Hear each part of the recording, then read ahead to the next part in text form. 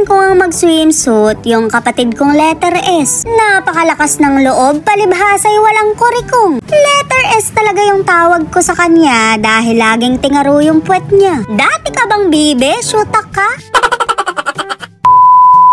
Nag-aayos na nga ang sarap-sarapan dahil mag-change outfit na siya. Napakadami niyang binaong makeup, yan na baka ako yung kinalabasan. Samantalang ako kako, salamin at lipstick lang. Ganda-gandahan daw ako masyado, hindi naman ako tinitingnan ng sugar daddy ko. May mga open pipe daw sa paligid, wala pang kukurikafu. Ewan ko ba mare, hindi naman ako na-hazing, pero may pasayong inangit ko. Ganda ba yung kilay ko? Oo.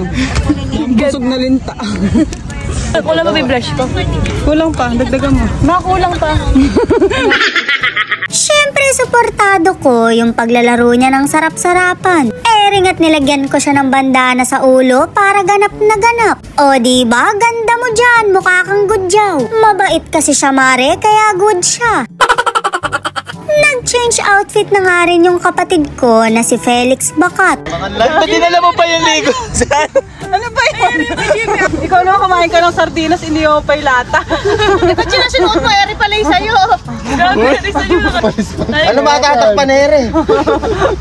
Labas ang Tweety bird ko dito. Mukhang hindi nga siya masaya sa outfit niya, kaya nang aagaw siya. Hindi mo naman sinabi, gusto mo rin palang magmasarap. Siyempre, suportado ko rin siya kahit singlambot pa siya ng marshmallow.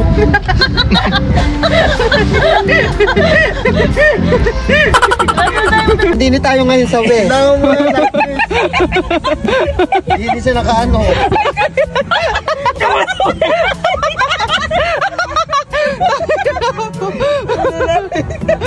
Ano mes tayo? Nandun siyang gabi. Pagpanuhin mo yung kapatid. Mag-bless ka mo kayo, mga hadyutay kayo.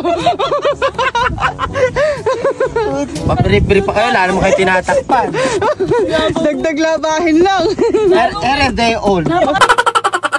Hindi nga makaimik yung dalawa kong kapatid dahil nanliliit sila. Mare, nakatali pa yan ang lagay na yan. Eri namang isang to, hindi mapakali sa ulo niya. Nagtalukbong pa kasi, tinatago lang naman yung mga kuto niya. Okay na. Baby! Ganda yan. May tiniling.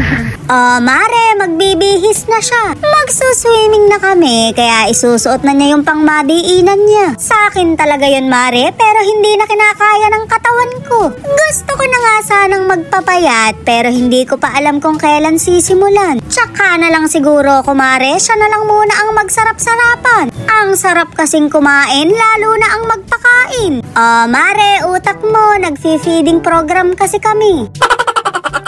Pinayagan ko nga siyang mag-swimsuit dahil matanda naman na siya. Tsaka nasa dagat naman kami, alangan namang magpanjama siya. Kapakayabang mo naman, ngunit wala kang kurikong. Pagka talaga kuminis yung puwet ko, hindi lang ako basta magtitibak, sinulid na lang ang isusuot ko.